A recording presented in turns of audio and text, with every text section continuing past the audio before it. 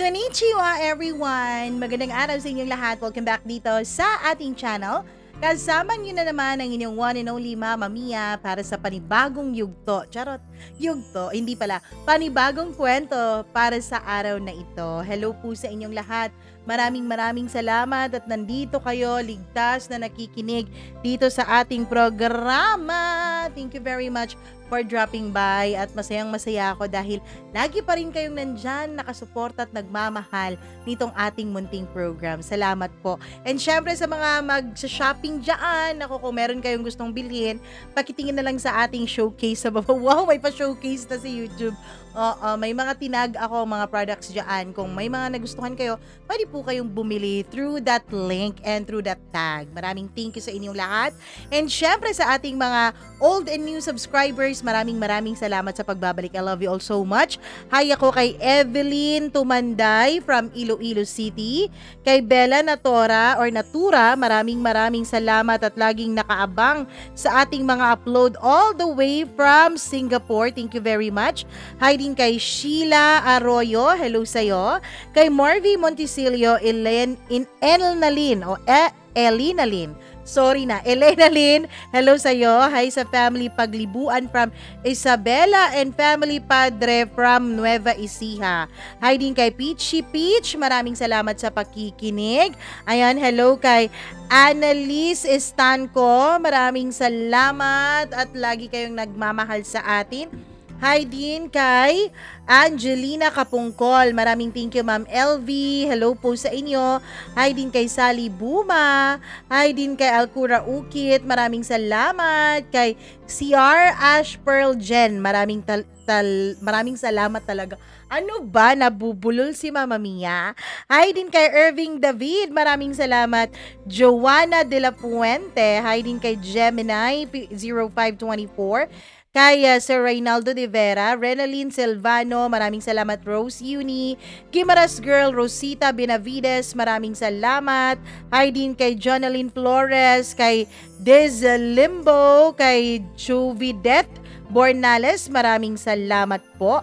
Kay Aksa Heliana, Joselito Erazo, maraming salamat. Kay Abigail Tenorio, Rodaline de Chavez, maraming thank you sa'yo. Hi din kay Mary Garbo, kay Gail Easy, kay Rosana Crisostomo, Rosemary Perez, maraming salamat. Huwag na nating patagalin. Eto na po ang ating tampok na kwento for today's video. Dito lamang sa inyong paboritong programa, ang Dear Mama Mia.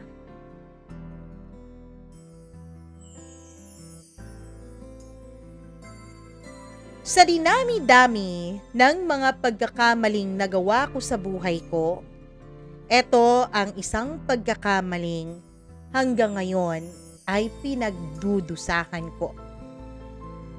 Dear Mama Mia, magandang araw po sa inyong lahat at sa lahat ng mga tagapakinig at taga-subaybay nitong iyong YouTube channel. Naway nasa mabuting kalagayan kayong lahat habang nakikinig kayo ngayon nitong aking kwento.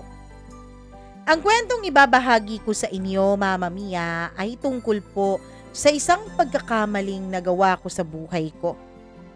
Actually, hindi lang po talaga siya iisang pagkakamali.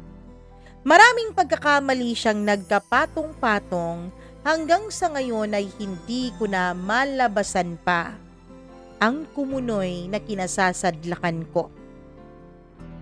Mama Mia, itago niyo po ako sa pangalang Chrislyn.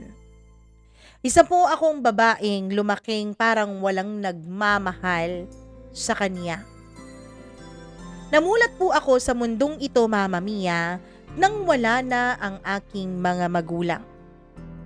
Opo, kinasal po ang mama at papa ko, kaya lang hindi po sila nagtagal.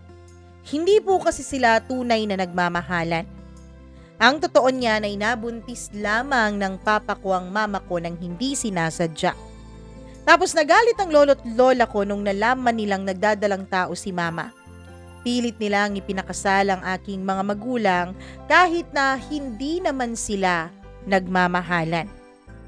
So ang ending, ilang taon matapos akong isilang sa mundong ito, ay nagkaroon na ng kanya-kanyang mga minamahal sa buhay ang aking mama at papa. Galing din po silang dalawa sa mga pamilyang isang kahig, isang tuka. Kaya wala ka talagang maaasahan kung pera ang pag-uusapan. Ang papa ko, Mama Mia, ay nagkaroon na ng asawa at mga anak. Isa po siyang karpentero. Kulang na kulang po ang kanyang kinikita para sa kanyang sariling pamilya at sa sarili niya. Ang mama ko naman ay ganun din. Nag-asawa din at nagkaroon ng kambal na anak. Pareho pang masakitin yung dalawang mga anak niya, kaya ang pera rin ng kanyang napangasawa ay kulang na kulang pa sa pang-araw-araw nila. In short, Mama Mia, wala talagang naiiwan para sa akin.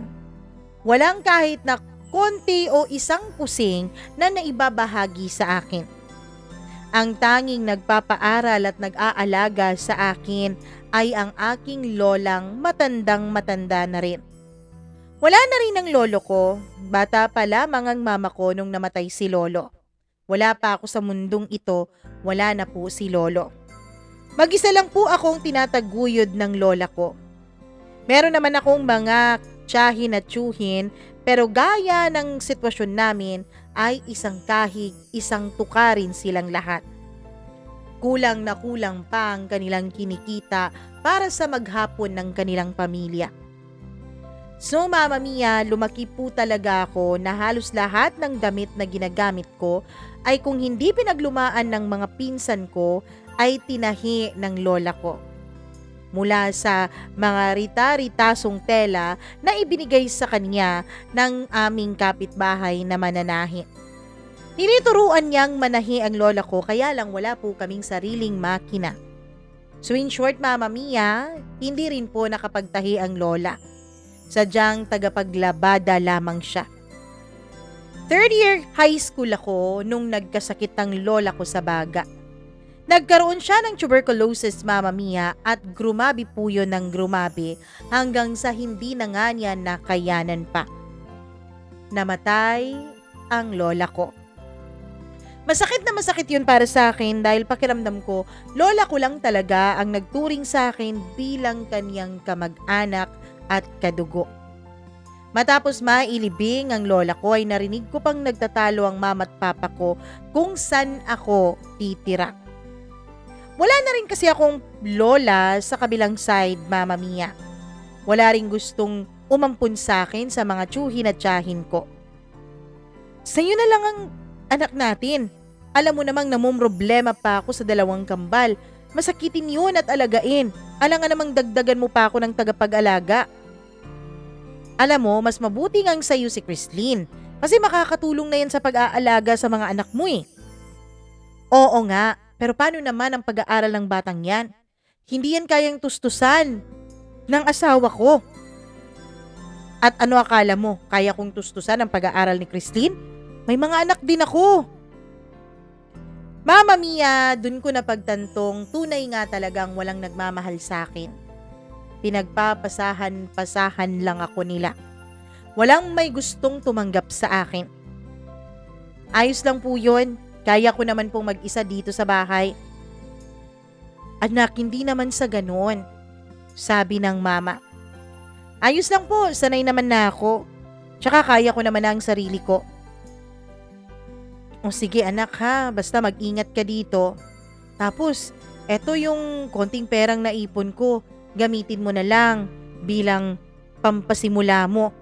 Tsaka may mga palimos naman dyan. Nung namatay ang lola mo, sa'yo na lang din yan. Hindi po ba pera to nung namatay? Hindi po ba dapat ginagastos ito dun sa namatay? Ayos lang yan, maiintindihan naman yan ng lola mo. Alam ko mas importante sa kanya na magamit mo yan kaysa sa gamitin pa sa kanya patay na rin siya. Nagbigay ng 2,500 pesos ang mama ko. Ang papa ko naman ay nagbigay ng 3,000 pesos. May 5,500 na ako, Mama Mia, tapos meron pa po yun yung palimos po dun nung namatay ang lola ko. O Umabot din sa mahigit 15,000 ang pera ko noon nung umalis na ang lahat ng tao sa bahay. Nung umalis na po sila Mama Mia, ay dun ko pa po naramdaman ang sobrang kalungkutan.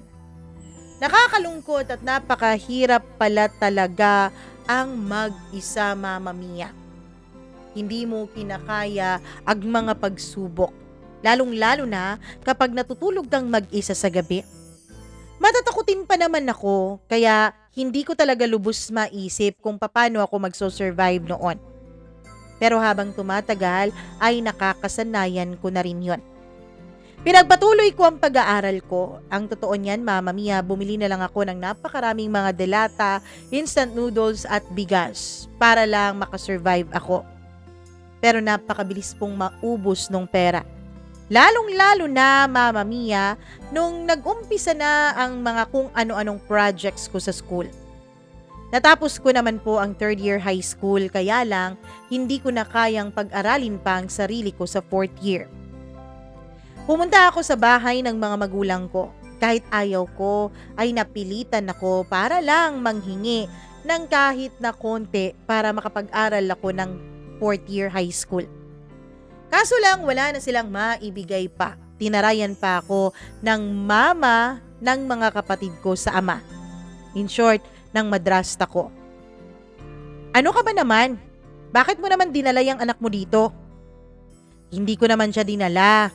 Pumunta lang dito yung bata, humihingi ng tulong. Tulong?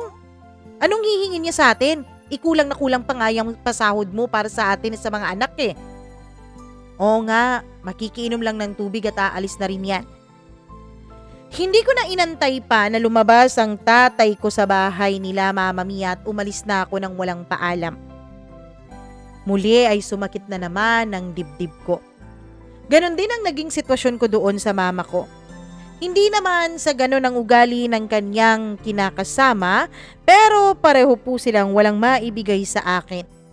Kitang-kita ko rin na hirap ang mama ko sa pag-aalaga sa kanyang kambal na mga anak na puro may sakit. Tulad ng nangyari dun sa papa ko ay umalis na lang din ako Mama Mia. Umuwi ako sa bahay namin. Hindi ko na alam kung ano ang gagawin ko. Hanggang sa naisipan kong maghanap ng trabaho. Nakapasok naman ako Mama Mia bilang serbedora sa isang kainan. Hindi po yon sikat na kainan, parang karinderya lamang dahil ang totoo ay minor de edad pa po ako nung panahon na yon. Naawa lang talaga yung may-ari na kapitbahay namin na pinaglalabadahan noon ni Lola. Kaya niya ako pinapasok doon bilang tagahugas ng pinggan at tagasilbi ng mga kumakain.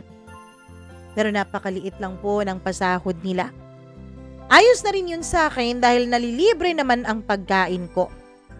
Hanggang sa isang araw Mama Mia, may mga classmates ako nung elementary na kumain doon sa karinderya. Uy Chrislyn, ikaw pala yan! Kumusta ka na? Eto, nagtatrabaho, magbabanat buto mag-isa. Kaya pala hindi ka na nag-aaral. O, wala ba kayong pasok ngayon? Tanong ko sa kanila. Meron naman, pero pa-chill-chill lang kami. Aanhin mo naman yung pasyadong magsisikap sa pag-aaral eh. Hindi na rin naman kami magiging honors. At dahil doon ay halos araw-araw na silang tumatambay dun sa kainan. Hanggang sa inaya na nila ako na mag-inom pagkatapos ng trabaho ko. Doon na nag-umpisa Mama Mia na sumasama-sama ako sa barkada. Alam mo Christine, sayang yung ganda mo. Mabubulok ka lang dyan sa kainan na yan. Magkano ba sahod mo dyan? 100. 100? Buong araw? Oo eh. Ang liit-liit naman. Alam mo, mas malaki pa kinikita ako sa iyo eh. Talaga? Nagtatrabaho ka? Akala ko ba nag-aaral ka? Nag-aaral tapos nagtatrabaho?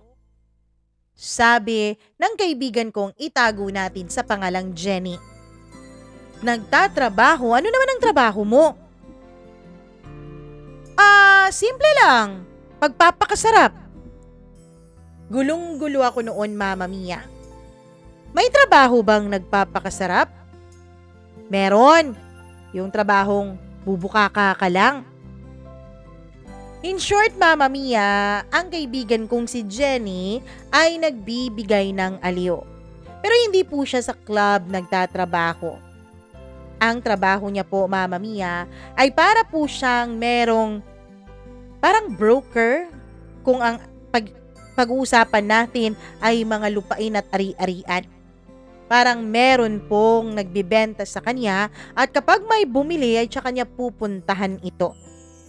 Inireto niya ako sa kanyang kakilala, Mama Mia, na siyang naghahanap din ng kanyang mga parokyano. Naisip ko noon wala na rin namang mawawala sa akin. Hindi rin ako kinakabahan dahil ang totoo niyan, Mama Mia, hindi naman din ako pure o buo nung mga panahon na yun. Second year high school pa kasi nung nagkaroon ako ng boyfriend. At syempre, Mama Mia, kapag nasa public school ka, ewan ko kung lahat, lalo na kung hindi ka first section, ay talagang talamak ang ganoong ugali. Yun bang nakikipagnobyo ka, tapos nagtitikiman kayo, tapos nagsasabihan kayo ng mga kaibigan mo kung anong ginagawa ninyo ng nobyo mo kapag napagsulo kayong dalawa.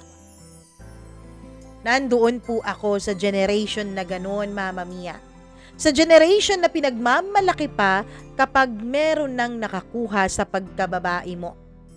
So in short, sa tatlong naging boyfriend ko, simula second year high school hanggang third year high school, lahat po sila, Mama Mia, ay nakatikim na sa katawan ko. So inisip ko noon, wala na rin namang mawawala sa akin. Naibigay ko naman ang sarili ko sa ibang lalaki. At isa pa, wala din namang magagalit kasi wala naman nang may pakialam sa akin. Magagawa ko na ang lahat ng gusto kong gawin sa buhay ko. Nakaka-inspire at nakaka-liberated pakinggan, Mama Mia, na nagagawa mo ang gusto mo sa murang edad mo. Kaya sumama ako kay Jenny nung pinakilala niya ako sa kaniyang kaibigan na siyang naghahanap ng mga parokyano niya. Kailangan mo ng cellphone, Christine. Cellphone? Wala naman akong cellphone eh. May luma akong cellphone dyan, gamitin mo na lang. Kasi paano kita makokontak, 'di ba? Kapag may naghahanap sa'yo, kapag may gustong kumuha sa serbisyo mo. Tinanggap ko yung cellphone na bigay sa akin nung kaibigan ni Jenny. At wala pang ang 2 araw, Mama Mia, ay nagkaroon na agad ako ng parokyano. Alam ko pong masama. Alam ko pong hindi maganda ang ginagawa ko. Pero kapag nasa bingit ka na ng kagutuman at syempre pati na rin ang pangangailangan, ay hindi mo na iisipin kung galing pa ba sa mabuti o masama ang perang kinikita mo.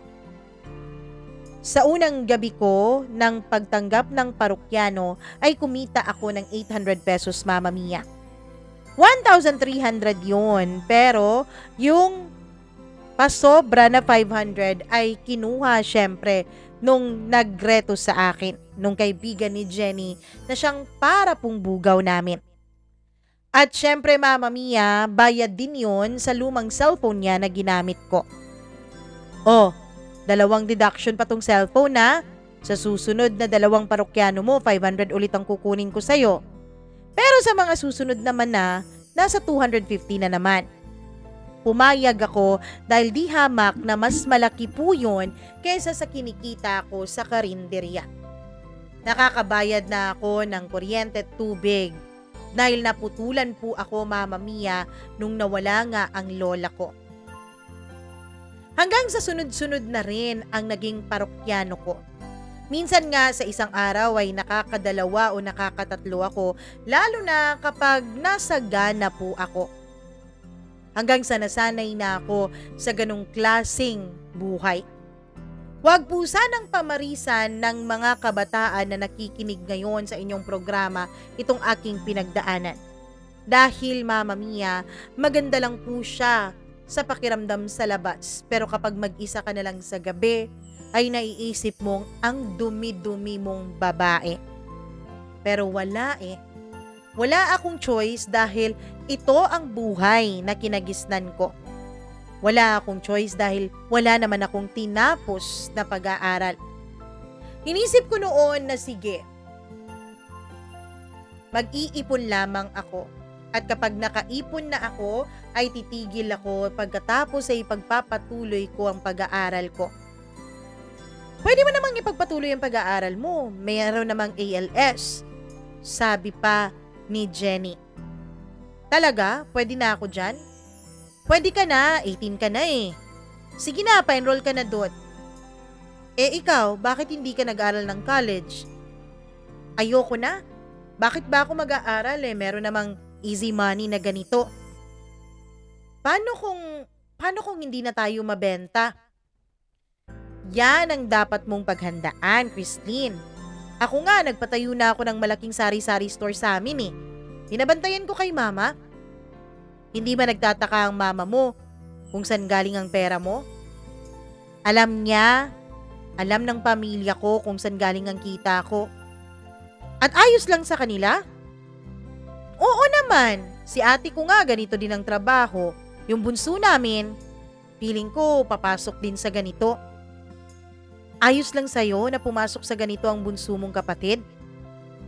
Christine, sa panahon ngayon, hindi na uso yung mga manang-manang, mga santa-santa, mga pamadre na ganyan. Alam mo, dapat pinagkakakitaan na natin tong gandang to. Sayang naman ang mga skincare na nilalagay natin. Tapos hindi natin pagkakakitaan, 'di ba? Tama din naman si Jenny, Mama Mia. Well, katawan naman namin to. Buhay naman namin to. Kaya dapat lang at nararapat lang na kami ang bahala kung paano namin ito gagamitin. Kung ito bang magiging paraan para maging maayos ang buhay namin, eh bakit naman hindi ba? Kaya naman, pinasok ko na lang sa sarili ko na tama pa rin itong ginagawa ko. As long as wala naman akong inaapakang ibang tao. Sure, Mama Mia, meron po akong nakakakama na mga lalaking may asawa, mga lalaking may kinakasama at may mga anak na. Wala naman akong nakikitang masama doon. Hanggang kama lang naman kami at hanggang isang beses lang na pagkikita. May mga pagkakataon na nagre-return yung mga suki namin pero wala naman pong relasyon na nangyayari. So sa akin noon, ang importante ay kumikita ako. Gaya ni Jenny, ay iniipon ko po ang kinikita ko, Mama Mia. Hanggang sa pumasok na nga ako sa ALS. Pero ewan ko ba, sadya nga siguro talagang boba ako o di kaya naman ay wala talaga akong interes sa pag-aaral. Dahil kahit sa ALS, Mama Mia, ay bumagsak pa rin talaga ang lola nyo. Ibig sabihin, hindi talaga yun para sa akin. Kaya naman, tinigil ko na lang ang pag-aambisyon tungkol sa pag-aaral. Ang ginawa ko na lang ay pinagpatuloy ang trabaho ko. Hanggang sa nagkaroon ako ng boyfriend. Ang boyfriend ko, Mama Mia, ay bouncer po sa isang club. Nakilala ko po siya dahil rin kay Jenny na ang boyfriend niya ay kaibigan din nung lalaking itago na lang natin sa pangalang James. Gwapo si James. Matipuno, syempre dahil bouncer.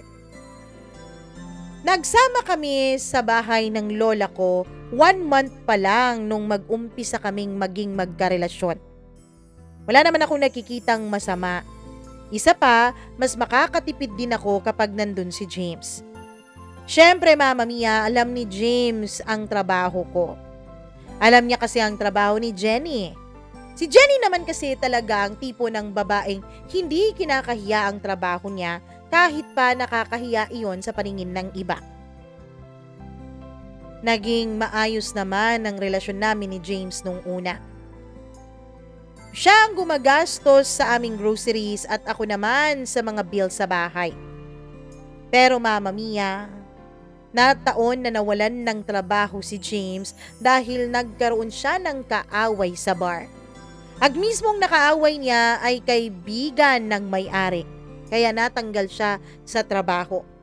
At dahil sa natanggal siya, wala siyang sweldo, kaya inako ko na lang lahat ng gastos sa bahay. Ayos naman nung una, Mama Mia.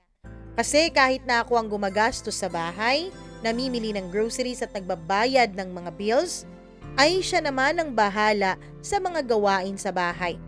Pinagluluto, pinaglalaba at pinaglilinis niya ako.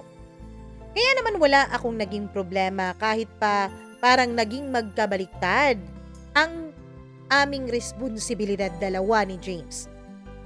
Ayos lang sa akin yon. Hanggang sa umabot ng 6 na buwan ang aming pagsasama sa iisang bubong. Isang gabi, hindi ko nasabi kay James na na-cancel ang pangalawang parokyano ko. Ang akala niya kasi ay 3 ang parokyano ko sa araw na yon. 2 lang, Mama Mia, tapos puro matatanda pa. Kaya naman nabitin po ako sa bakbakan sa kama. Agad-agad akong umuwi sa bahay dahil gusto ko si James ang magpatuloy at magtanggal ng pagkabitin ko. Kaya lang, Mama Mia, hindi pa nga ako nakakapasok sa sala ng bahay ng lola ko ay may naririnig na akong mga kilitian at halinging at saka mga hindi magagandang salita. Mga salita na galing sa bibig ng isang babaeng nasasarapan sa kama. Alam na alam ko yun dahil eksperto ako sa ganon. Kaya nagmadali akong pumasok at nakita ko nga sa mismong kama naming dalawa ni James, si James at ang dati niyang kasamahan sa trabaho. Magkaulayaw sila at pareho po silang walang mga saplot, Mama Mia. Galit na galit ako at pinaghahampas ko yung babae. Kilala niya kasi ako. Kilala niya ako na kinakasama ako ni James. At syempre bahay ko yun, di ba? Kaya dapat alam niya. Tapos pagpasok mo sa sala ng bahay na yon ay may malaking picture ko pa na nakasabit. So imposibleng hindi niya alam. Galit na galit ako at sinasabunutan ko siya. Hinila ko siya palabas ng bahay. Siya naman ay hila-hila ang kumot para pagtakpan ng katawan niya. Ngayon ka pa mahihiya? Pagtatakpan mo yung hubad mong katawan, ibinabalandra mo na yan sa boyfriend ko? Galit na galit kong sabi. Si James naman matapos magsuot ng salawal ay sinundan niya kami at pilit niya akong inaawat. Sa galit ni James, Mama Mia, dahil hindi niya ako maawat-awat sa sobrang galit ko rin dun sa babae, ay nasampal niya ako. Nung nasampal ako ni James ay tsaka ako natauhan. Pinagsasampal ko siya at pinagsusuntok. Hindi ko na namalaya na tumakbo na pala palayo yung babae habang tinatakpan yung hubad niyang katawan ng kumot ko.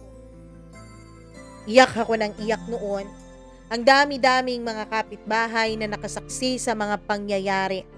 Nakita pa nila, Mama Mia, ang pagwawala ko, pati na rin ang pagkaladkad ko dun sa babae ni James.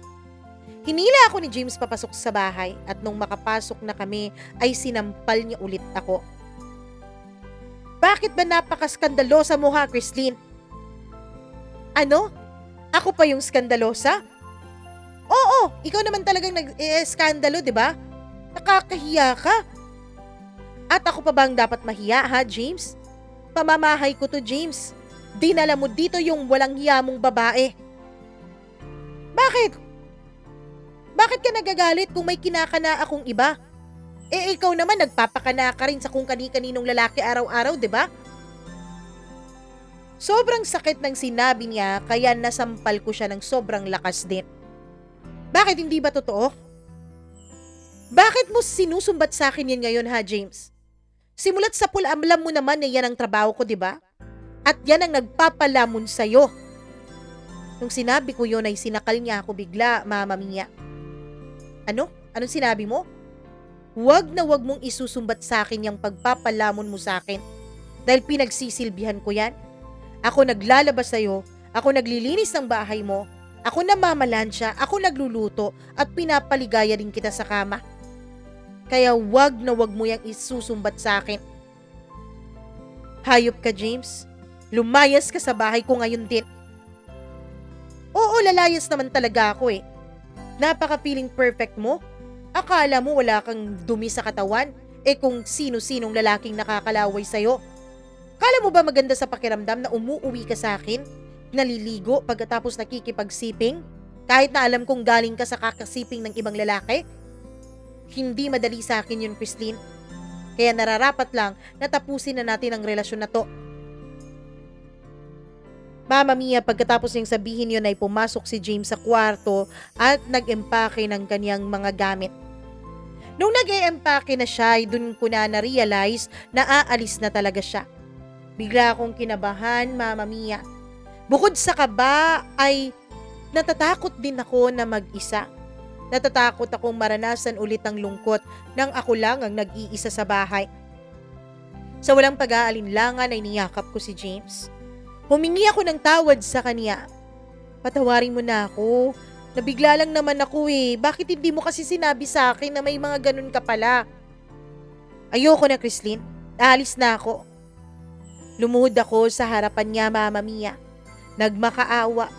Pinilit ko pang tinatanggal ang pagkakasinturon ng kanyang salawal para lang paligayahin siya. Alam ko kasing nabitin siya sa ginawa nila kanina nung babae niya. Tatapusin ko ang sinimulan niya, sabi ko. Pero Mama Mia, halos sipain na niya ako, maalis lang ako sa harapan niya. Huwag mo nang subukan, Christine. Nasabi ko na rin sa'yo. Nandidiri akong galawin ka dahil alam kong may gumagalaw sa iyong iba. Kaya sorry na lang. Alis na ako. Mama Mia, kahit anong pagmamakaawa ko sa kanya, ay hindi po natinag si James. Kahit umiyak na ako at lumod na ako sa harapan niya, ay nagpatuloy pa rin siya sa kanyang pag-eempake at nung palabas na nga siya ng bahay, ay para po akong bata na ayaw maiwan ng magulang. Nakakapit ako sa mga binti niya at ayaw siyang paalisin.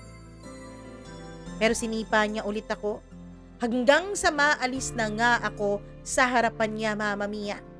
At doon ay tuluyan na ngang lumayas si James sa bahay. Binalibag pa niya ang pagkasara ng pintuan. Nahulog pa nga yung picture frame ko na nasa may sala nung mabalibag ang pinto. Umiyak ako ng umiyak, Mama Mia. Pero walang nagbago dahil walang bumalik na James sa piling ko. Si Jenny naman ay dinamayan ako. Napakawalang hiya pala ng James na yun eh. Akala ko pa naman tanggap niya ang trabaho mo. Ang trabaho natin. Di ko naman nakalain na ganun siya. Magkapareho lang silang mga kaibigan. Nagulat ako sa tinura ni Jenny. Oo no, naghiwalay na rin kami ng boyfriend ko na kaibigan ni James. Walang iya din yung lalaking yun, pineperahan lang din ako. Siguro nga walang magmamahal sa mga katulad natin, ano? Sabi ko. Adlo ka ba naman, Chrislyn? Huwag mo nang isipin yung magmamahal sa atin. Ang importante, mahal natin ang sarili natin at napoprovide natin ang mga gusto natin sa buhay. Tumayo ka nga dyan, magpunas ka nga ng mukha mo. Tignan mo, magkahalo na yung luha at sipon mo. Ayusin mo yung sarili mo.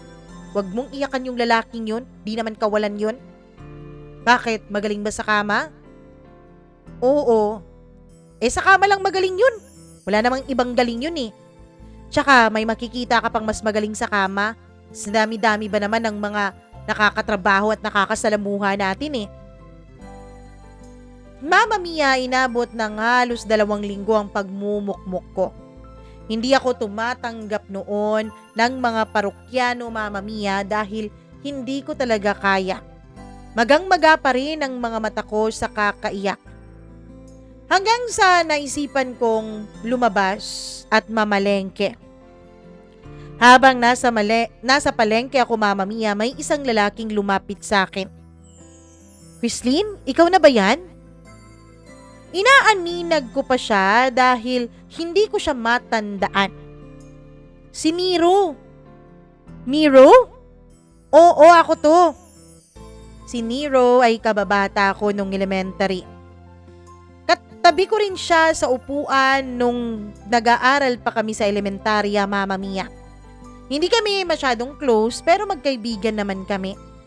Nawalay lang kami nung high school dahil hindi siya dito sa lugar namin pinag-aral ng kanyang mga magulang. Pinapunta siya ng Mindanao at doon nag-aral ng high school. Kumusta ka na? Ayos lang. Ikaw, kumusta na? Eto, college boy pa rin. Naku, buti naman nakauwi ka, sabi ko sa kanya. Oo, kasi bakasyon naman sem break, di ba? Kaya mga 2 linggo din ako dito. Talaga ba? Christine, pwede bang hingi ng number mo? Binigay ko sa kanya ang number ko, Mama Mia. Magkaibigan naman kami ni Nero. Mabait naman ito. At syempre, hindi naman ako suplada. Wala naman din sa bokabularyo ko ang maging suplada, lalong-lalo na sa mga dati kong kaklase at mga kaibigan. Simula sa araw na yon ay naging magka-chatmate at magka-textmate na kaming dalawa ni Nero. Ayos lang naman na sa akin dahil natutuwa naman akong kausap siya. Bumalik na rin ako sa pagtatrabaho ko, Mama Mia. Balik na rin ako sa ganung gawi. Oo, masakit pa rin ang ginawa sa akin ni James, pero tuwing nakakausap ko si Nero ay naaaliw ako. Hanggang sa isang araw bago umalis si Nero, Mama Mia, ay inaya niya ako. Inom naman tayo, sabi niya. Sinong kasama natin? Mga dating kaklase? Hindi Inaya ako sila pero lahat busy. Yung iba bumalik na sa mga pinag-aaralan nilang lugar. Ako sa susunod na araw na yung balik ko. Nero kasi, may lakad ako ngayon. Meron kasi akong parokyano na nakaschedule sa araw na yon, Mama Mia. Anong oras ba yung lakad mo? 5:00 ng hapon. Mag-aalas 3 na noon. Naghahanda na nga ako reply ko sa kanya. Pwede namang pagkatapos na lang ng lakad mo, sunduin kita sa inyo. Tumuloy ako noon sa lakad ko, Mama Mia, syempre dun sa parokyano ko. At pagkatapos ay dumiretso akong uwi, naligo at nagbihis. Mga siguro 5 minuto lang ang pinag-antay ko ay dumating na si Nero. Sinakay niya ako sa motor niya, Mama Mia. Oh, kala ko ba sa bahay niyo tayo mag-iinom? Tanong ko sa kanya. Hindi, sa bahay pa rin pero sa ibang bahay. Naksa, ang dami mo palang bahay. Sabi ko at tumawa naman siya. Sino nga palang kasama nating mag-inom ngayon? Yung tito ko. Tito mo? Oo, pero wag kang mag-alala. Game naman ang tito ko na yun Hindi ko alam kung anong ibig sabihin niya sa salitang game, Mama Mia. Kaya ayun, pumunta na kami ni Nero dun sa isang bahay na medyo may kalayuan mula sa lugar namin. Siguro Mama Mia na sa mahigit 30 minutos ang binyahe namin sa kanyang motor bago kami makarating sa isang medyo may kalumaan pero malaking bahay. Oh, andito na pala kayo Halos mapanganga ako nung makita ko ang tito ni Nero. Napakagwapo niya kasi talaga, Mama Mia. Tall, check. Dark, check. Gwapo, check na check. Ganon ang tito ni Nero. Tapos, Mama Mia, medyo macho pa ito. Halatang batak sa gym o di kaya na may sa trabaho ang kanyang katawan. O, pasok kayo. Tito, si Chrislyn po pala. Chrislyn, ang tito Drew ko.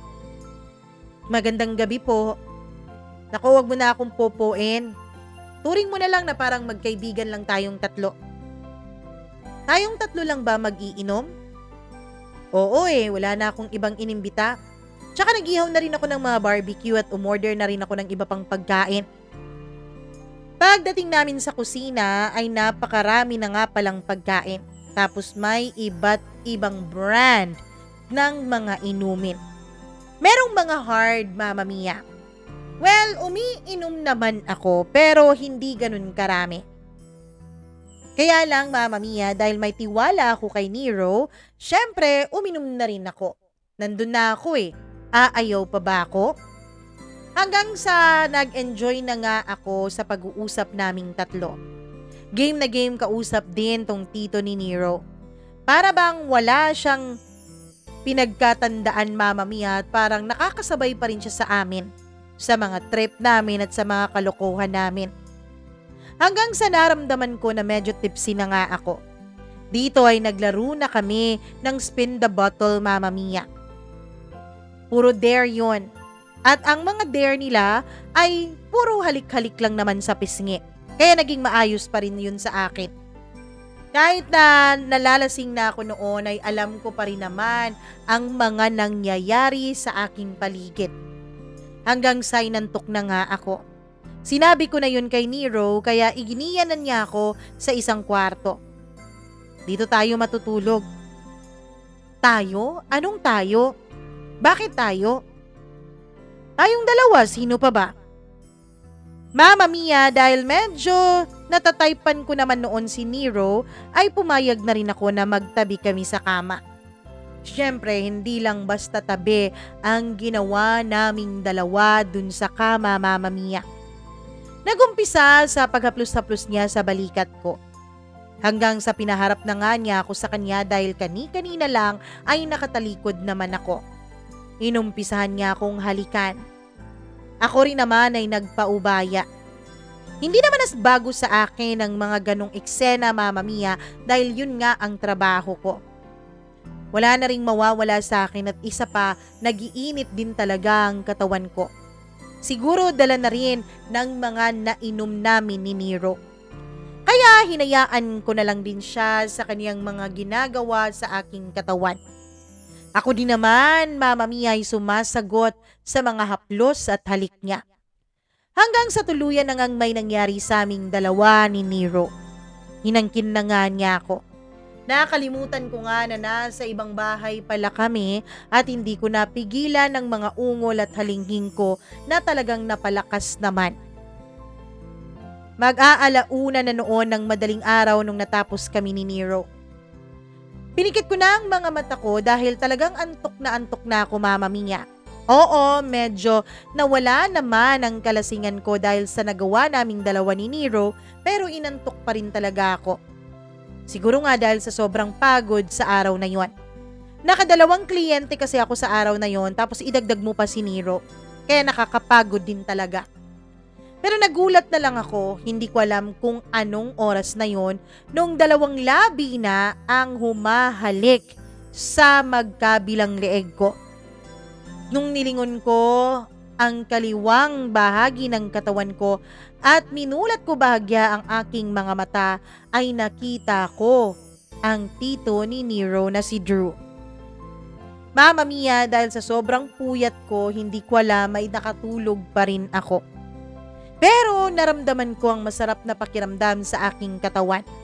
Para akong idinuduyan nito hanggang sa tuluyan na nga akong hilahin ulit ng antok. Nung magising ako kinabukasan ay wala akong damit at tanging kumot lamang ang nakatakip sa aking katawan. Nasa tabi ko noon si Nero. Ginigising ko siya. Nung magising siya ay nagbihis na kami. Paglabas namin ng bahay ay wala na si Tito Drew o si Drew.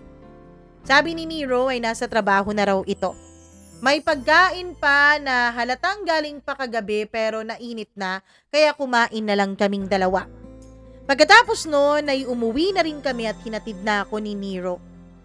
Nawala noon sa isip ko na tanungin si Nero kung panaginip ko lang ba yung nagising ako na dalawang mga labi ang humahalik sa akin. Pero syempre, Mamma Mia, nahiya po ako. Nahiya akong magtanong sa ganon.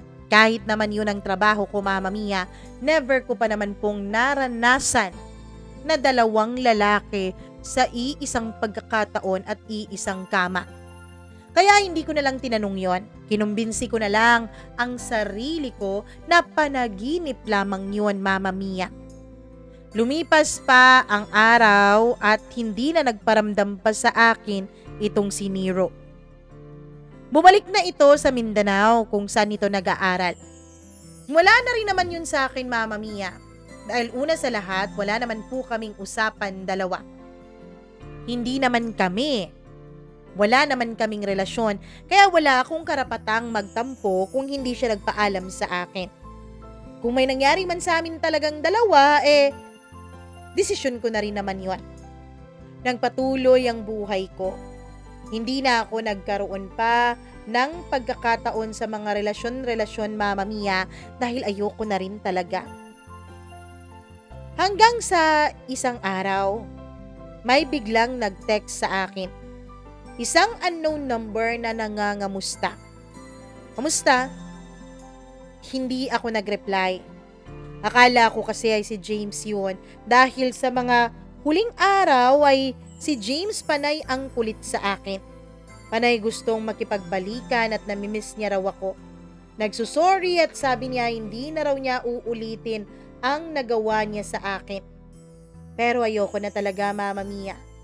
Iba din kasi talaga ako once maka-move on na ako, hindi na ako bumabalik sa ex ko. Napakakulit nung unknown number. Kahit hindi ko nire-replyan ay text ng text. Hanggang sa nireplyan ko na siya. Sino ka ba? Pwede ba? Kung wala kang magawa sa buhay mo, pwede bang wag ako ang pagtripan mo? Yun ang reply ko sa kanya. Grabe ang suplada mo naman. Ganyan ka pala? Akala ko pa naman napakabait mo. Sino ka ba talaga kasi? Nang hindi na kita natatarayan, magpakilala ka. Si Drew. Hindi ako makapag-reply agad, Mama Mia. Nagtanong pa ako noon ng ilang ulit sa utak ko. Drew? Sino ba si Drew? Naging kliyente ko ba siya? Paulit-ulit kong tanong sa isipan ko dahil ang totoo ay kinalimutan ko na talaga ang nangyari sa amin dalawa ni Nero. Pero Mama Mia, bigla siyang nagpakilala. Yung tito ni Nero? Kayo po pala. Kumusta po? Grabe ka naman, sabi ko naman sa'yo, wag mo na akong popoin eh. Sorry, nasanay lang talaga ako na kapag mas matanda sa akin po ang tinatawag ko eh. Drew na lang. Mula sa araw na yun ay naging mag-textmate na kami na Drew. Sabado noon ng hapon nung tinawagan niya ako. San ka? Busy ka ba? Tanong niya. Wala naman akong ginagawa noon, Mama Mia. Hindi rin ako tumanggap ng booking sa araw na yon dahil naglaba ako buong maghapon. Hindi naman po.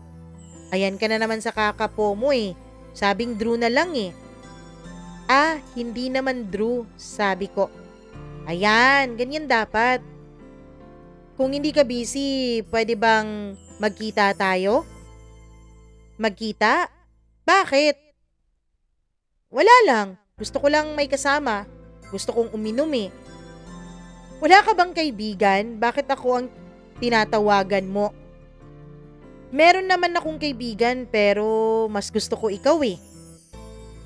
Mama Mia, dahil sa sinabi niyang yun ay pumayag na rin akong makipagkita at makipag-inuman sa kanya. Nag-inuman kaming dalawa lang. Doon kami sa isang bar na malapit lang sa city. Nung medyo tipsy na kami, Mama Mia, ay tsaka niya ako inaya na umuwi na.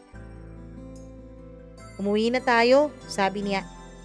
Buti pa nga, lasing na ako eh, sabi ko rin. Pumangkas ako sa motor niya. Tinuro ko sa kanya ang daan papunta sa amin. Pagbaba niya sa amin, Mama Mia, ay agad niya akong itinulak papasok sa loob ng kwarto. Sa loob ng bahay ko. Ako din naman ay hindi na rin pa nag-atubili. Agad ko nang ikinawit ang mga kamay ko sa kanyang leeg at saka tuluyan na rin nakipaghalikan sa kanya. At pagkatapos nga ng halikan ay dumiretso na kaming dalawa sa kwarto ko. Doon ay may nangyari sa amin, Mama Mia. Paulit-ulit. Siguro 7 beses na may nangyari sa amin sa buong magdamag na yon. Talagang masasabi ko sa sarili ko na masarap talaga kapag mga ganitong edad. Mga mahigit 10 taon ang tanda sa'yo. Mula sa araw na yon ay naging kami na ni Drew. Hindi yung kami na may usapan na magkarelasyon na. Pero lagi na niya akong pinupuntahan at lagi nang may nangyayari sa aming dalawa. Paulit-ulit yon, Mama Mia. Hanggang sa isang beses ay tinanong ako ni Drew, kailan ka ba titigil dyan sa trabaho mo? Nagulat ako dahil wala naman po akong sinabi sa kanya tungkol sa trabaho ko. Ano? Paano mo alam? Tanong ko. Grabe ka naman, anong kala mo sa akin, tanga? Siyempre, nakakaramdam din naman ako. Sorry kung hindi ko agad nasabi sa'yo. Ayos lang yun. Pero pwede bang humingi ng pabor? Ano yun? Pwede bang tigilan mo na yan? Drew, kasi wala akong ibang alam na trabaho eh. Huwag kang mag-alala, akong bahala sa'yo. Ano? Anong ikaw ang bahala sa akin? I mean, ako magpapaaral sa'yo. Ayoko na mag-aral, Drew. Bakit mo pala ginagawa yan? Akala ko nagsisave ka para bumalik sa pag-aaral. Ginagawa ko to para may trabaho ako. Sige na, ako nang bahala sa'yo. Magsama na tayo sa bahay ko. Mama Mia, dahil nagsasama na kami ni Drew sa bahay niya, ay binenta ko na rin ang bahay ng lola ko. Siyempre, binigyan ko ng parte ang mga tiyahin at tiyuhin ko. Ang nanay ko ay hindi ko na rin binigyan ng parte. Sabi ko sa kanya, akin na lang yung parte niya. Nagtayo ako ng isang sari-sari store na malapit sa bahay ni na Drew. Meron kasi siyang konting lupa, Mama Mia, na siyang pinagtayuan namin ng sari-sari store. Naging maganda naman sa umpisa ang pagsasama naming dalawa ni Drew. Pero gaya ng sabi ko, Mama Mia, naging maganda sa umpisa. Kasi sadyang sa umpisa lang naman talaga magandang mga bagay-bagay, hindi ba? Isang araw ay tinawagan ako ni Jenny. Kinamusta niya ako, kaya naman pinapunta ko siya sa bahay. Birthday rin kasi ni Drew noon, Mama Mia. Nung pumunta na si Jenny, ay pinakilala ko na sila ni Drew sa isa't isa. Masaya naman ang naging bonding. Hindi ako nakaramdam ng kakaiba. Normal lang naman ang lahat, Mama Mia. Masaya, maayos, okay na yon. Lumipas pa ang ilang mga linggo nung biglang may binigay sa akin si Drew. Ano to? Buksan mo. Sabi niya nung inabot niya yung supot at nagtanong ako kung anong laman nun. Mama Mia, nung nakita ko ang laman ng supot, ay kumunot ang noo ko. Pregnancy pills? Oo. Bakit? Para wag ka munang mabuntis. Akala ko ba gusto mo nang bumuo tayo ng pamilya, Drew? Oo nga, pero wag muna ngayon. Gusto ko pang nag-e-enjoy tayo eh. Mama Mia, isang malaking pagtataka talaga ang nasa utak ko kung bakit ganun ang sinabi ni Drew. Dati naman, nung una pa kaming nagsama, ang sabi niya ay gusto na rin niyang magkaroon kaming dalawa ng mga anak. Pero bakit ngayon ay biglang nag-iba? Tinanong ko pa siya ulit, sabi niya gusto raw muna niyang i-enjoy namin ang aming mga sarili at i-explore pa ang pwede naming ma-explore. Nung una ay hindi ko maintindihan ang sinasabi niyang pag-e-explore. Hanggang sa dumating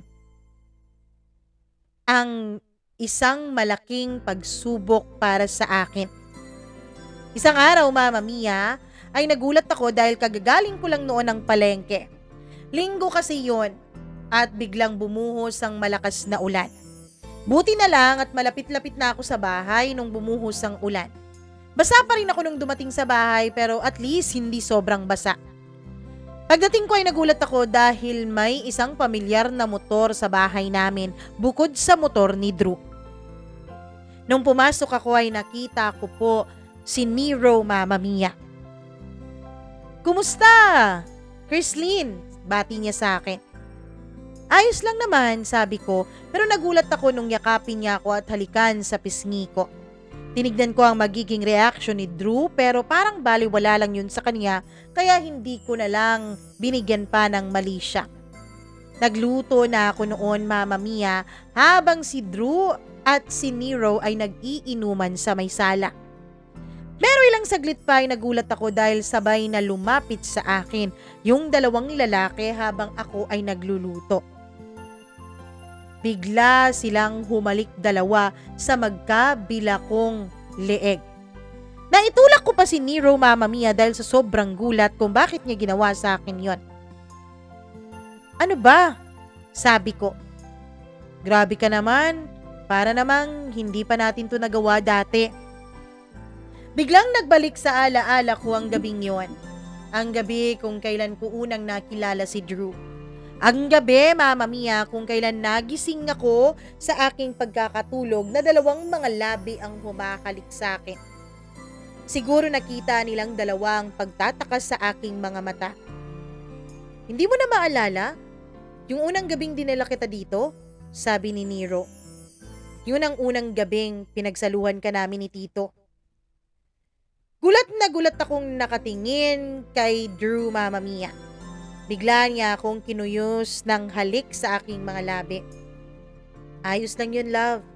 The more the merrier, di ba? Sabi niya at inumpisahan na niyang haplus-haplusin ang katawan ko. Nung una ay tumututol ako, Mama Mia. Dahil syempre medyo nadudumihan ako sa aking pagkatao. Pero sabi ni Drew ay gusto niya raw ng ganon. Mas na-excite daw siya sa ganon at sabi pa niya, Mama Mia, mas magiging masaya raw ang aming pagsasama kapag may mga exciting na pangyayari. Ewan ko kung anong pumasok sa loob ko at pumayag ako, Mama Mia. Oo, pumayag ako na sa gabing yun ay dalawa silang kakama sa akin. Alam kong kakaiba itong kwento ko, Mama Mia. Pero ito po ang totoong nangyari. Sabay kaming tatlo sa iisang kama. Pinatay ko ang niluluto ko. Hindi na kami kumain ng pagkain ng gabing yon, bagkus ay ang isa't isa ang kinain namin. Hanggang sa naging nakasanayan na namin yon. Pumupunta doon si Nero, minsan nga, Mama Mia, kahit wala si Drew ay pumupunta siya doon sa bahay. Bakit ka nandito, Nero? Wala dito si Drew. Alam ko, nagpaalam ako kay Tito. Gusto ko kasi talagang tikman ka eh. Naiinitan ako. Ano ka ba? Bastos ka, sabi ko. Grabe ka naman kung makabastos. Kala mo naman hindi bastos yung ginagawa natin. Bastos yun, uy. Pero masarap na bastos, di ba? Mama Mia, tinawagan ko si Drew. Kinonfirm ko kung totoo ba ang sinasabi ni Nero na pumapayag siya. At totoo nga, pumapayag nga si Drew, Mama Mia, na may mangyari sa aming dalawa ni Nero habang wala siya. Paulit-ulit-ulit yon na para bang naging casual na lang ang nangyayari sa aming tatlo. Minsan nga, Mama Mia, ay nag-a-adventure pa kami at pumupunta pa kami sa mga beach resort at nagna-night swimming. At syempre, dun sa dagat, tatlo kaming magkasalo sa kaligayahan. Hanggang sa, Mama Mia, lumipas ang ilang mga linggo. Isang araw, nagulat na lamang ako dahil tumawag sa akin si Drew. Sabi niya maligo daw ako dahil darating daw siya. Ako naman ay na-excite kaya naligo at nagpabango. Kinuskus ko pa lahat ng mga sulok na bahagi ng aking katawan. Dahil pakiramdam ko noon ay masusolo ko na sa wakas itong si Drew. Mula kasi nung dumating si Nero at mula nung may mangyari sa aming tatlo ay hindi na po kami nakapagsulo ng mahal ko. Mas nakakapagsulo pa nga kaming dalawa ni Nero kaysa kay Drew. Hanggang sa, Mama Mia, pagdating ni Drew ay nagulat ako. Hindi siya nag-iisa, oo, kasama niya si Nero. Pero hindi lang si Nero ang kasama niya. Andun din si Jenny, Mama Mia. Si Jenny na kaibigan ko. Magkaakbay pa silang dalawa ni Drew at nung nakita nila ako ay bigla silang naghalikan sa harap ko. Nagalit ako, Mama Mia, at sinugod ko pa sila pero bigla akong pinigilan ni Nero. Ano ka ba? Para ka namang others dyan eh. Para ka namang hindi nag-e-enjoy. Anong nag-e-enjoy? Gulat na gulat ako sa binulalas ni Drew at ni Nero. This time, Mama Mia, 4 na kami. Sobrang gulat ko at halos napaiyak na ako noon. Bakit ayaw mo ba? Kung ayaw mo, edi umalis ka. Hahanap kami ng ibang pwedeng ipalit sa'yo. Sabi ni Drew. Doon ako mas lalong naiyak. Pakiramdam ko kasi, Mama Mia, ay nawala na ng tuluyan ang pagmamahal ni Drew sa akin. Nung una ay pinaparamdam naman niya na mahalaga ako, pero ngayon pakiramdam ko ay nabababoy ang pagkababae ko. Hindi ako sumama sa kanila, umalis ako, pero walang ni isa sa kanilang sumunod sa akin. Makalipas ang 2 oras ay umuwi ako ng bahay at hindi pa rin sila tapos. Nakatayo ako sa harapan nila habang silang 3 ay nagpapaligaya sa bawat isa. O ano, tatayo ka lang ba dyan? Hindi ka ba sasali sa kasiyahan namin? Halika na, sali ka na. Aya sa akin ni Drew. Biglang tumayo si Jenny, Mama Mia, at saka ako hinila at hinalikan. Siguro nadala na rin ako sa mga nakikita ko sa pagkakataong yon. Naginit na rin ang katawan ko at sa hindi inaasahang pagkakataon, Mama Mia, pumayag ako na sabay kaming 4 na magpaligaya sa bawat isa. Pero hindi nagtatapos doon. Mula sa araw na yon ay wala na akong boses. Kahit na magkita si Jenny at si Drew. May mga pagkakataon, Mama Mia, na tumatawag ako kay Drew at ang sabi niya magkasama pa sila ni Jenny. Umuungol pa si Jenny sa background. Ewan ko kung anong nangyari sa akin, Mama Mia. Ewan ko kung bakit ako pumapayag sa ganitong setup namin ni Drew. Lumipas pa ang mga buwan at ganun pa rin ang setup namin. Hanggang sa isang araw, seryosong-seryoso ang mukha ni Drew nung makauwi siya. Siya lang mag-isa. Inisip ko pa noon na sa wakas masusolo ko na rin si Drew dahil walang Jenny at walang Nero na kasama nung dumating siya. Ibig sabihin kaming 2 lang sa gabing yun. Habang kumakain ay nakikita kong ang lalim-lalim ng iniisip ni Drew. Oh, bakit ganyan ang mukha mo? May nangyari ba sa opisina? Tanong ko. May sasabihin sana ako sa'yo, Chrislyn. Nagulat ako dahil Chrislyn na lang ang tawag niya sa akin. Nawala na yung babe, nawala na yung mahal na tinatawag niya sa akin dati. Ano ba yun? Chrislyn kasi si Jenny. Ano? Ano nangyari kay Jenny? Si Jenny, buntis siya. Gulat na gulat ako noon, Mama Mia. Buntis si Jenny? Paano nabuntis si Jenny? Nabuntis ko siya. Ano? Paano mo siya nabuntis? Ako nga ayaw mo akong buntisin, di ba? Pinapainom mo ako ng pills? Akala ko pa naman pati si Jenny pinapainom mo rin ng pills. Hindi eh. Nakalimutan ko. Nakalimutan mo? At saka alam mo ba kung anong trabaho ni Jenny, ha? Alam. Alam kong pareho kayo ng trabaho. At 'di ba, nagsisiping din silang 2 ni Nero? Paano mo masasabing ikaw ang ama ng pinagbubuntis niya? Alam ko nga ako ang ama ng pinagbubuntis niya. Paano nga kung hindi? Sabi ko. Sinigawan niya ako, Mama Mia. Sabi niya, alam daw niya na siya ang nakabuntis kay Jenny at walang iba. Paano kung si Nero? Hindi kay Nero yun, akin yun.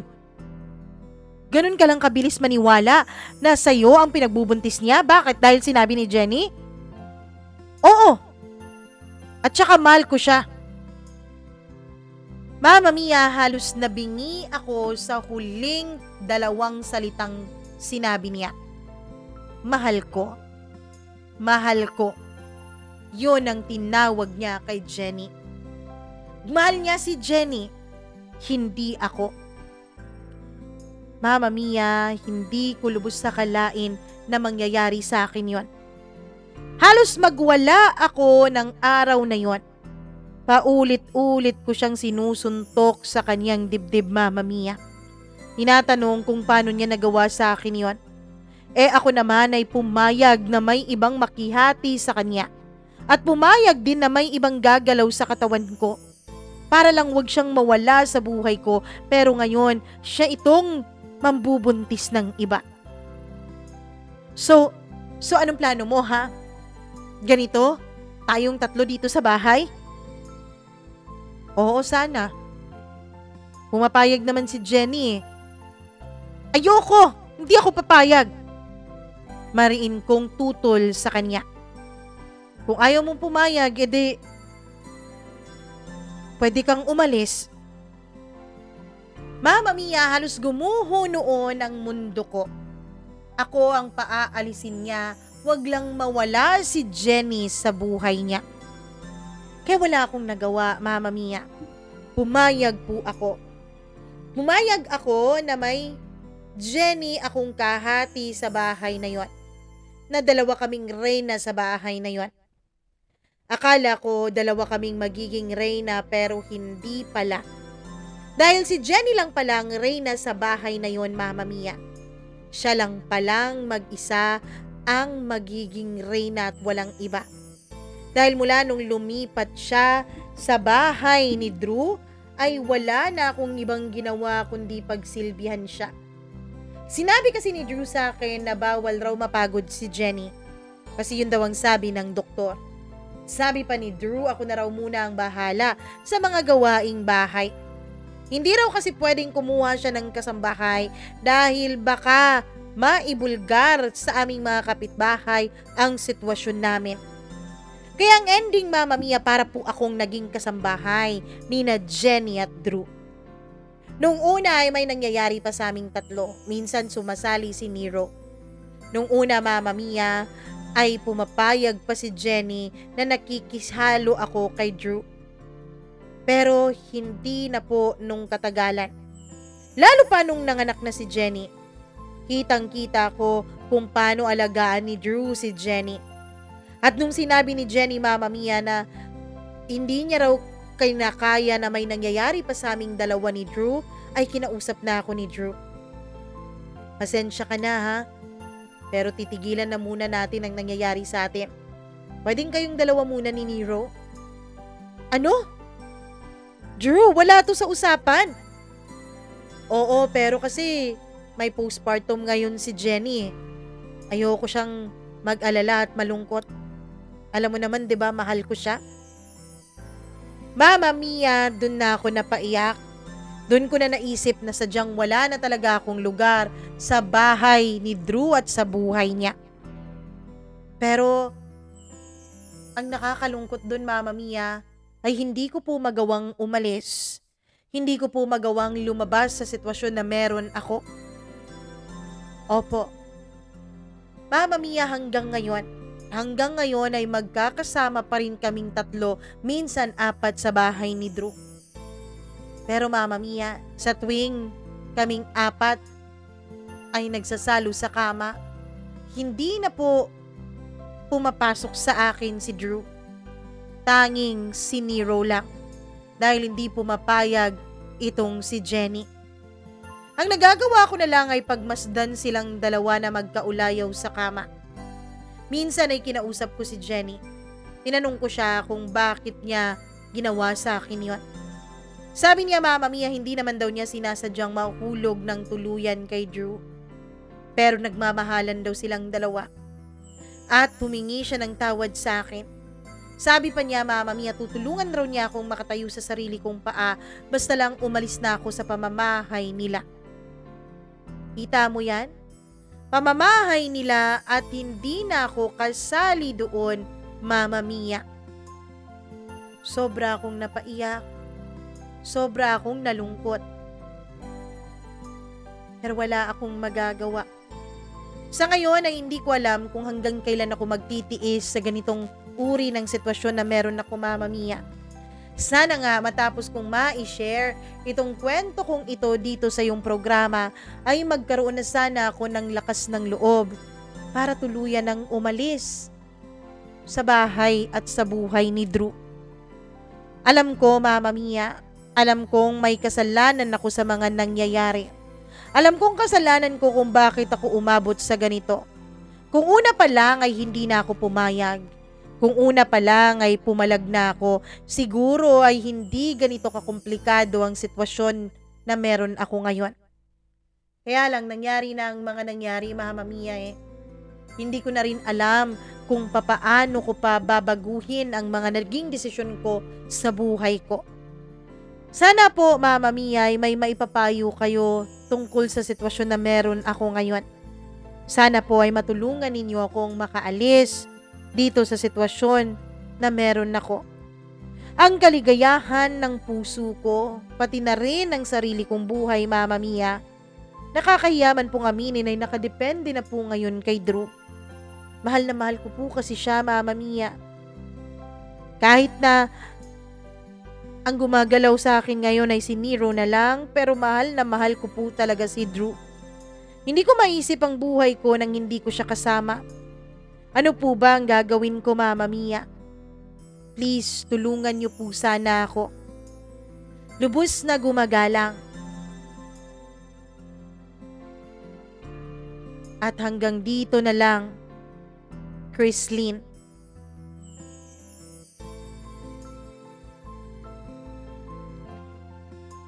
Grabe! Grabing kwento ito. Ito ang pinakagrabing kwentong narinig ko, ha. As in like, super pinakagrabe na yun bang desisyon niya kung bakit siya napunta sa ganon. Chrislyn, sa tingin ko, alam mo kung ano ang dapat mong gawin. Sa tingin ko, alam mo kung anong dapat mong magiging desisyon. Kaya lang, wala kang lakas ng loob para gawin yon. Ang unang-una mong gagawin ay tigilan ang nangyayari sa inyong dalawa ni Nero. Yes, sabi mo kasi may nangyayari sa inyong dalawa at hindi na si Drew ang gumagalaw sa'yo, kundi ang kanyang pamangkin ng si Nero. Sa ngayon, dapat tigilan mo na yan. Matuto kang mabuhay nang wala muna yan.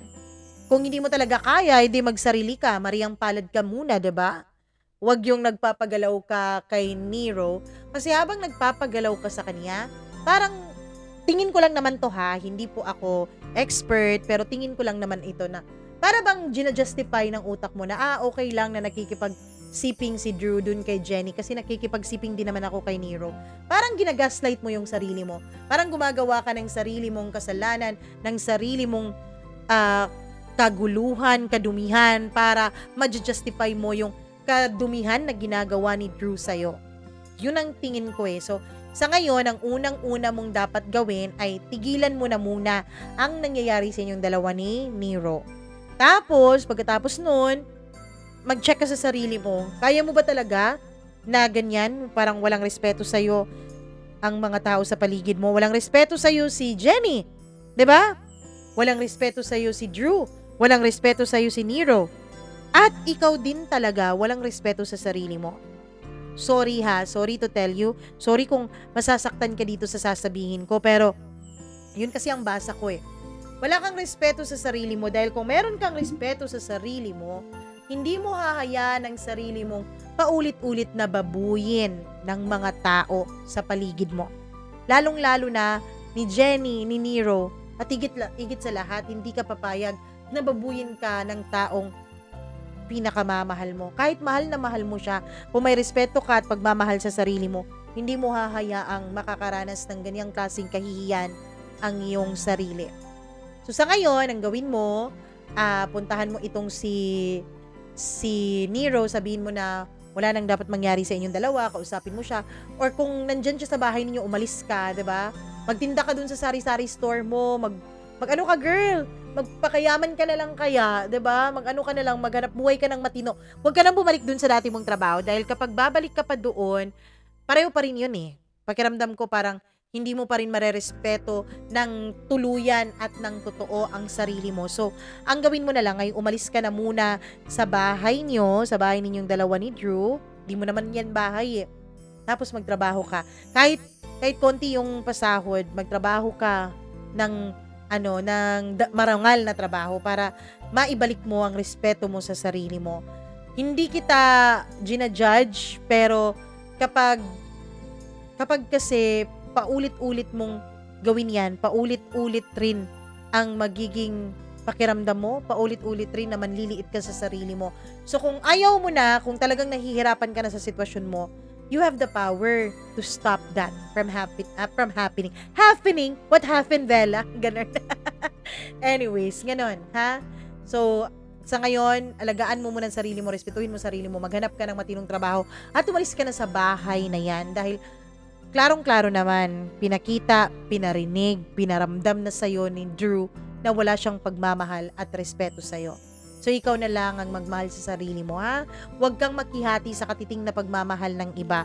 Well, siguro yan ang epekto dahil lumaki ka nga na walang nagbibigay sa'yo ng pagmamahal, liban na lang sa lola mo. So, sa ngayon, isipin mo na lang kung proud ba talaga ang lola mo sa ginagawa mo ngayon sa iyong buhay. Okay ba yun, ha?